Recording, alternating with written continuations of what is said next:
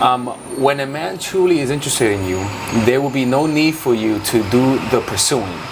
Men are born to pursue women.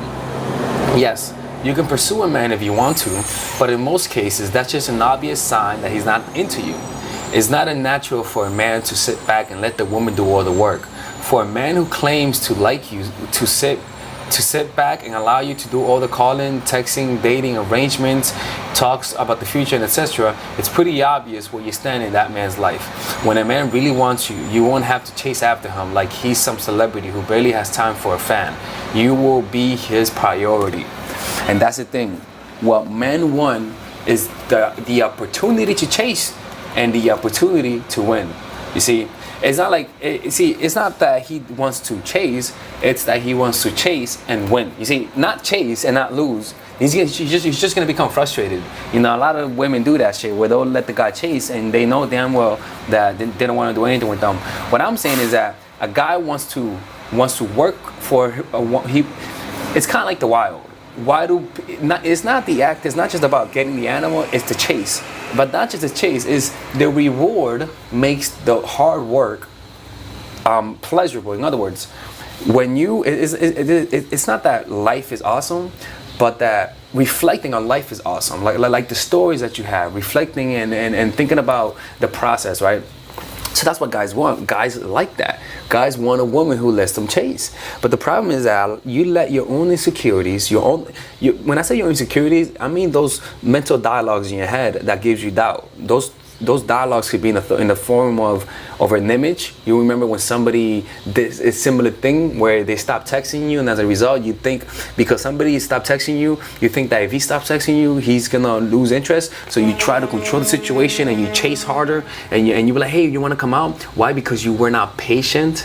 You see, when you're impatient, when you want things now, you're gonna try to speed things up.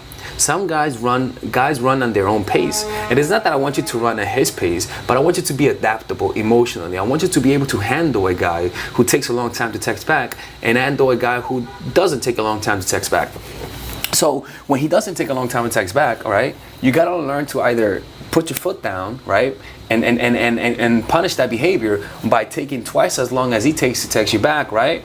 Or you go along with it. And when you fear losing the guy, you go along with it. But little do you know that he may be taking a long time to text you back to try to get you to chase. And if you fall for it, he has you.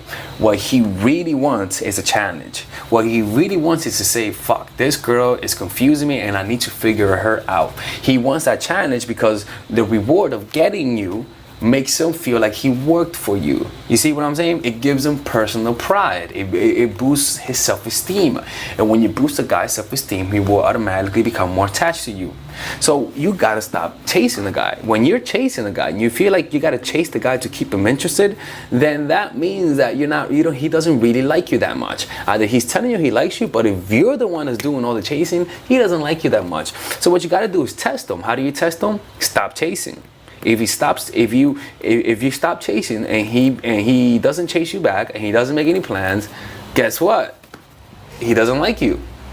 You know? But if you like it like that, oh baby, if you like the relationship like that and he doesn't text you, but then you're like, you know what, fuck it, I want to see him, I don't care, and you text him, right, and he texts you back, then that means he was just playing a game. So what you got to do then is take a step back.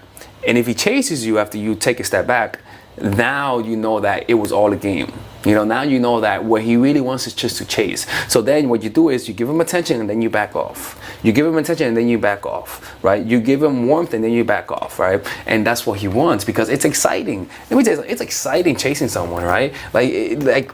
See, the problem, see, a lot of people say, I don't want to hurt the person. No, do not worry about hurting the person. Worry about making them bored.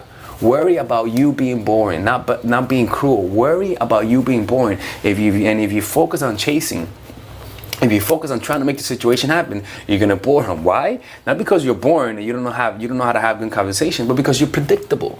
When someone is predictable, guess what? You don't have me on my feet. Yeah, I'm not anxious around you. I know you like me. But when someone is unpredictable, suddenly I'm more emotional. Suddenly I react more because I don't know what's gonna happen. I don't know what makes you tick. I don't know if I ask you out today, you're gonna still want to come out with me tomorrow. So I'm obviously gonna think more and gonna be more in my head when I'm around you.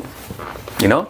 So a guy wants to chase you. It's exciting. If you don't give him a chance to chase, then in reality he's never gonna find out how much he likes you, and you're never gonna be in a relationship with a guy where a guy really likes you. Because the reason why I say he's never gonna find out if he likes you is because a guy would know if he likes you once you give him space to chase. It's kind of like when somebody dies, you realize how much you love them. You only realize that when they die or when you wake up, you know, I don't know. But you only realize how much you love someone until they break up with you. So that's what you're doing. You're backing off, right? You got to give a man an opportunity to chase you. And that's how it is, man. Men take pride of chasing women and getting them. They take a lot more pride in chasing women and getting them than women who come on their own. Trust me when I say this to you. It's kind of crazy. I'm not going to say what I was going to say. But men enjoy working for women more. Ask any celebrity. Any celebrity who gets women, right? I promise you that it's less exciting that the women they get now as opposed to the women they used to get when they weren't celebrities. Sure, they weren't getting a lot of women, but guess what? It was fucking exciting. Right? Why? Because they were the one that's doing the chasing. So a celebrity, I bet you he's going to be more interested in you if he chases after you as opposed to if you chase him. I mean, is that fucking obvious? Obviously. He's going to be more, it shows that he likes you more. It shows that he likes you. A celebrity who chases you likes you. You see, in the same light, a guy who chases you likes you. And a guy who's not that interested in you will not chase you, and you will chase them. Just think about it from that perspective, man. Anyways, it's Alex from mindfulattraction.org. If you guys need one-on-one coaching, go to mindfulattraction.org. Take care. Goodbye. All right, ladies and gentlemen, if you guys ever want to learn how to use your feminine energy to influence people, learn how to use your masculine energy to become more assertive, and also learn how to blend both energies to improve your dating life, your spiritual life, honestly, your relationship life, your family life, your career life, this is the course for you. If I had to make a course for my nieces, I have two nieces, one is 19 and one is 15. 16. Holy shit. Oh my God, he's a bad fucking uncle. He's a bad uncle. Get him. Shut up, Melissa. You should get this course, right? And this is the course that I will make for them. So, for example, watch the curriculum, right? In the first week, we're going to be showing you how to establish a strong masculine foundation without letting it hurt your feminine energy. This masculine foundation is a source of who you are, right? It's your bodyguard. Without this, whatever feminine energy you create will be destroyed by the outside because your masculine is your shield. So we'll talk about goal setting. We'll talk about how to develop a serious attitude. We're gonna be talking about how to use more logic, how to use more goal-oriented behavior. It's more how to be a man, you know. Now the next one is how to embrace the feminine energy, right? This one will teach you about how to minimize excessive masculine traits, developing self-awareness, healing abundant feminine energy, regulating your emotion, mastering voice qualities and facial expressions, surrendering control and allowing pain to be felt. This is honestly, this will supercharge, like Kaioken, your masculine energy.